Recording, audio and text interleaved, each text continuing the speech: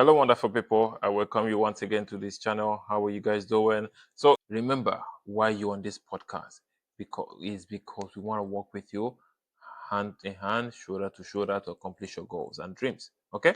So today we'll talk about something interesting. I want you to know that it is important. We talk about anything and everything. Today we'll talk about how to buy your first home in Canada. Exciting, huh? Let's talk about that. How many of you are looking to buy a house? How many of you are looking to say, oh, I want to buy a house, but what kind of house can I buy? How do I save? Where do I get the money?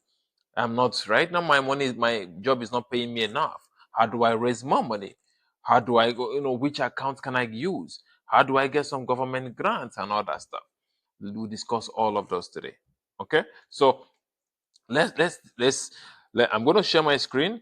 Please hang on, give me a minute. I'll share my screen, then we get going. Okay, you're welcome.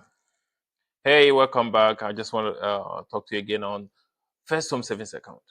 Remember this: when you are planning for something major, it is important that we plan. It is important that you understand the moving pieces around this whole thing. So planning to purchase your first home, going from tenant to landlord. Exciting, huh? Let's talk about it. So, what is a first home? A first home could be a mark of settlement. It means that yes, you want to stay here, you want to live here, you want to, make this place your base.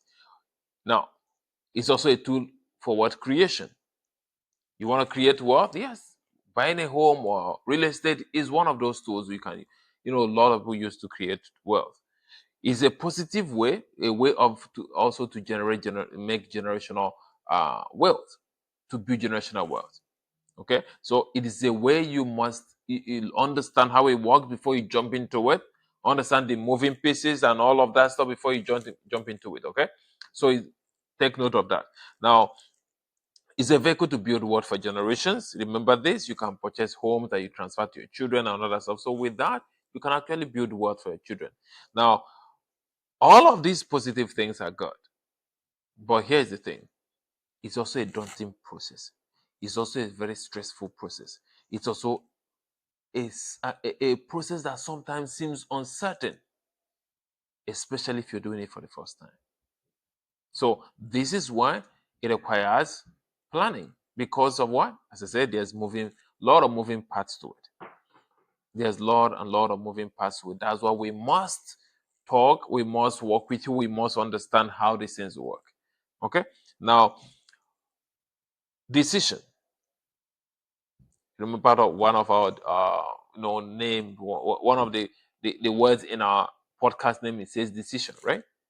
Decision is important. But in this case, what decision are we talking about? What kind of home do you want? What kind of home are you looking to buy? Now, there's different types of home. Let's talk about condo.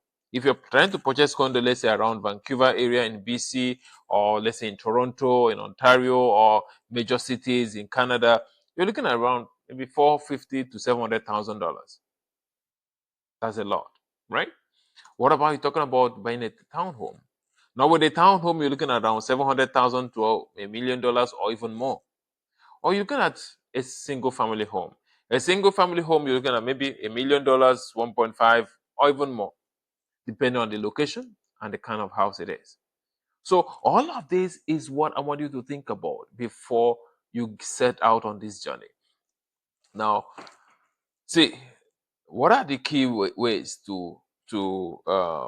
what are the key things you want to consider purchasing a home? Now, look at this: the four major things. Let's think about four major things. Now, first of all, let's talk about the income. You see, we must talk about the income, very important. Now, let's look about the income. The income is the foundation for your wealth creation. Foundation for your wealth creation. You see, when you are planning to build something, when you're trying to create something, it comes from raw material. So the income right here is the raw material you have. Do you understand? So loan and the loan you're getting is on the income. If you're going to borrow money, is based on the income you're getting. Say, hey, okay, Out of my income, I'll be paying this much every month or every year, every 2 weeks, whatever, to pay back this loan and for specific number of years. Now, the property you're buying is the security that this loan will be given on.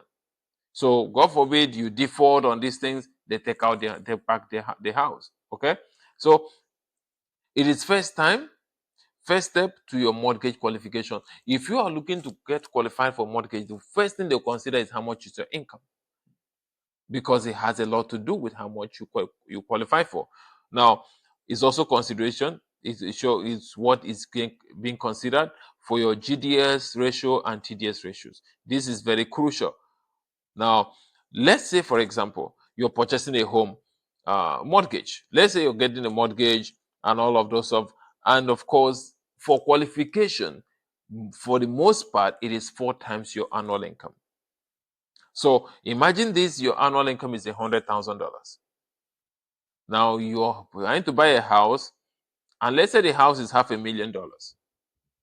And now you see, you're only qualifying for 400,000. So how do you raise the $100,000 that you should put in for down payment? Right. This is why we have to talk about a few things. Your down payment will be $100,000.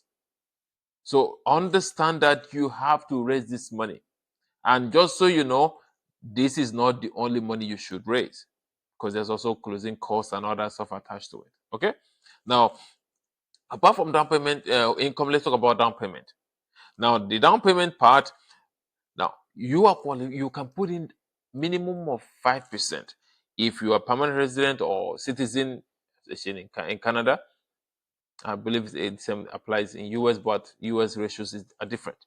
Now, you can put as minimum as 5%.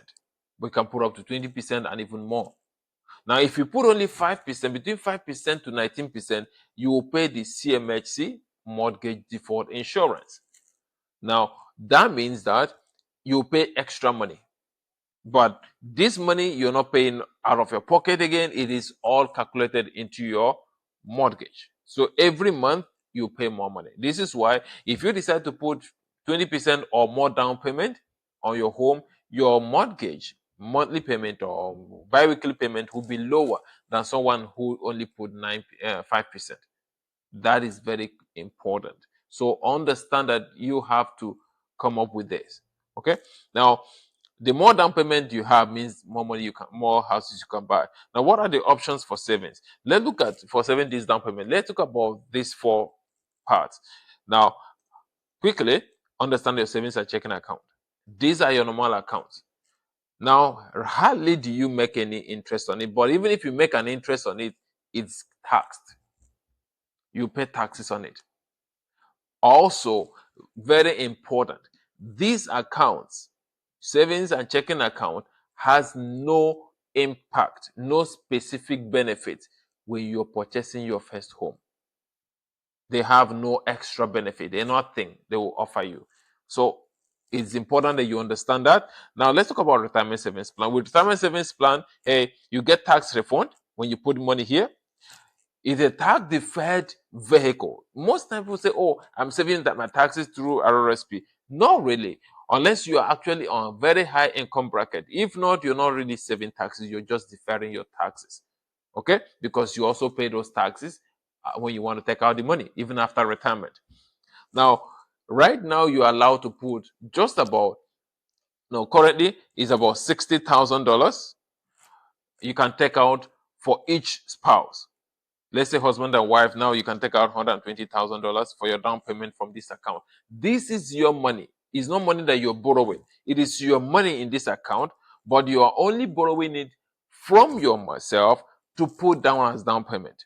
Now remember, when you put in this money, each year, government gives you some tax refund. Now, this tax refund, if you are going to take out this money and it is not for first home buyer plan, government will withhold taxes based on your current tax bracket for that year. But if you're going to take it out for your first home or for home buyer plan, you can take it out without government withholding any tax on it. Okay? That is very important. And for this to happen, this money must be in this account for at least 90 days. 90 days. You have to understand that. So if you're planning to purchase a house in less than 90 days, please don't put the money here. Just put it in checking account, it's fine. Now, tax-free savings account. When you put in money in this account, you don't get any tax return because the money you already pay taxes on it. In this account, you have a chance to invest the money and get the money to grow. The same with your retirement savings money, you also have a chance to choose and invest that money. But with the tax-free savings account, it has no specific benefit when it comes to first home buyer plan. When it comes to your first home, it has no specific benefit. The benefit with first home savings account is that you have a chance to invest this money, choose which funds you want to invest this money in, get as much interest as you can, and take it all of them home tax free. Okay, now let's talk about first home savings account. With first home savings account, it is specifically for your first home, as the name implies.